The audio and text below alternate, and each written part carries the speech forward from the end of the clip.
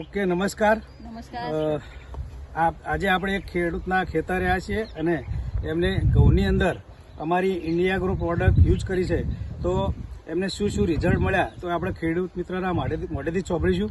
તો સાહેબ, તમારું નામ? જયદીપસિંહ. હા, ગામ સિદ્ધપુર. ઓકે સાહેબ, તમે અમારી ઇન્ડિયા ગ્રુપની પ્રોડક્ટ ઘઉંની અંદર કઈ કઈ પ્રોડક્ટ વાપરી? અમે આ વાપરી સાહેબ, નામ તો નહીં ફાવવા પડી. ગોવસ્ત્ર, એમને એક ભૂવસ્ત્ર યુઝ કર્યું છે, ગ્રો મેજિક, બીજું છે ઓલિપ અને એમઆઈ સ્પ્રે. આ 4 વસ્તુનો ઉપયોગ કરવાથી સારામાં સારું ઘઉંની અંદર રિઝલ્ટ મળ્યું છે. તો આપણે રિઝલ્ટ જોઈએ, એ ઘઉંના ફૂટાવ કેવા છે, એનું રિઝલ્ટ કેવું છે.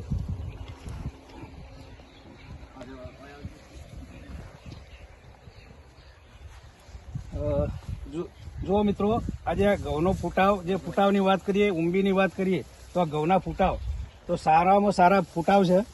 એક છોડ બેન જોજો.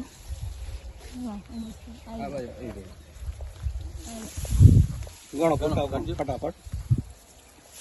જો દોસ્તો, એક ઘઉંના છોડની અંદર કેટલા ફૂટાવ છે જુઓ.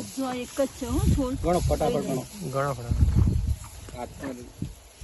1 2 3 4 5 6 7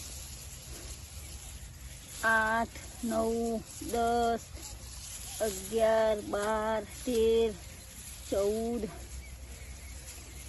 15 16 17 18 19 20 21 22 23 24 25 27 28 29 અને 30.